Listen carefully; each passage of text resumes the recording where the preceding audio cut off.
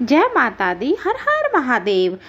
कार्तिक का पावन महीना शुरू हो गया है। अगर कार्तिक के महीने में हम ये छोटे छोटे से उपाय कर लेते हैं तो हमारी जिंदगी बदल जाती है। कार्तिक के जो ये 7 नियम हैं, कार्तिक के महीने के जो ये 7 नियम बताए गए हैं, कम से कम अगर हम 7 नियम नहीं कर सकते हैं, इनमें से एक नियम अगर हम पक्का कर लेते हैं जिससे हमारा जीवन सार्थक हो जाए। सबसे पहला नियम है कार्तिक के महीने का दीपदान, दूसरा है तुलसी पूजन, तीसरा भूमि पर शयन, चौथा नियम है शरीर पर तेल नहीं लगाना, पांचवा दलहन की चीजों का त्याग कर देना, छठा ब्रह्मचर्य का व्रत का पालन करना, सातवां अपने जीवन में चाहे वाणी का संयम हो, चाहे भोजन का संयम हो, चाहे शब्दों का संयम हो, चाहे दृष्टि का संयम हो, चाहे आपकी इंद्रियों का संयम हो, वह संयम आपको जरूर बनाए रखना है। अब ये ज्ञात हमें करना है कि जो ये 7 नियम है कार्तिक के महीने के, एक नियम हम अपनी जीवन में उतार ले जिस नियम की वजह से हम अपने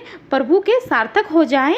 कोई एक नियम प्रति महीना अगर आपने कार्तिक के महीने में एक दीप दान किया तो महाराज ये भी एक आपका नियम बन जाता है। एक महीने तक आपने जो तुलसी में जल चढ़ाया यह भी आपका एक नियम बन जाता है। अगर आपने अपनी वाणी पे संयम रखा है, किसी को भला बुरा नहीं कहा है, किसी की चुगली निंदा नहीं की है, तो यह भी एक नियम है। एक बहुत ही सुंदर बात है कार्तिक के महत्व में ही बताई गई है। बाकी के आप जो नियम कर पाए या ना कर पाए, आपको पर संयम का नियम आपको कार्तिक के महीने में जरूर करना है। किस समय पर किस चीज का नियम और संयम होना चाहिए यह हमें पता होना चाहिए। उपाय मैं आपको यहाँ बता रही हूँ। अगर कार्तिक के महीने की 10वीं तिथि को जो तुलसी जी की डंडी को घी में डुबोकर अपनी कामना कर भगवान हरि के सामने दिए में रखकर प्रज्वलित कर देता है, जला देता है दीपक की तरह, गोपाल जी की, ठाकुर जी की, शालिग्राम जी की आरती उतार देता है,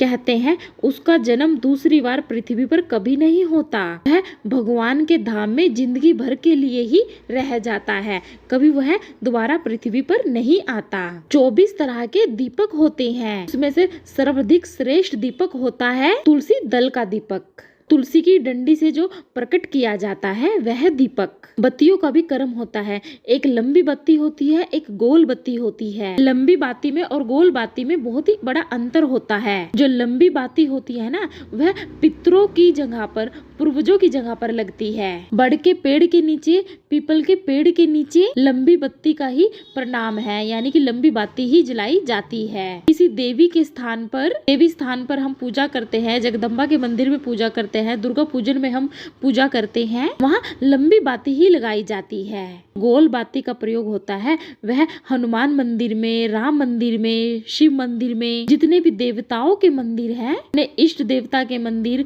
वहाँ पे गोल बाती ही लगाई जाती है।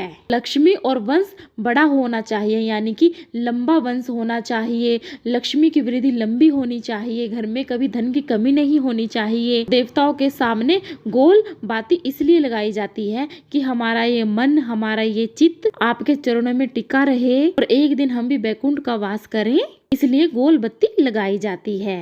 एक सहस्त्र बत्ती होती है, 100 बाती, 108 बाती, उसका क्या परिणाम है? तो कंद पुराण में कार्तिक खंड में लिखा हुआ है, सहस्त्रा वाली बत्ती 108 लंबी बाती। जिस व्यक्ति ने कभी कोई तीर्थ ही नहीं किया हो, सारे तीर्थों का स्नान नहीं किया हो, किसी तीर्थ में दर्शन करने से वंचित रह गए हो, तो 108 बत्ती की एक बत्ती बनाकर आप कार्तिक के महीने में लक्ष्मी नारायण के मंदिर में जला सकते हैं, शिव मंदिर में जला सकते हैं। देवी के मंदिर में नहीं जलानी है, सिर्फ शिव मंदिर में जलानी है, और लक्ष्मी के, यानी कि विष्णु लक्ष्मी के मंदिर में जलानी है। घी में डुबोकर आप प्रज्वलित कर देते हैं, सारे तीर्थों के दर्शन का फल आपके खाते में लिखा जाता है, आपको वह प्राप्त हो जाता है। इसको बोलते हैं शस्त्रा वाली बाती।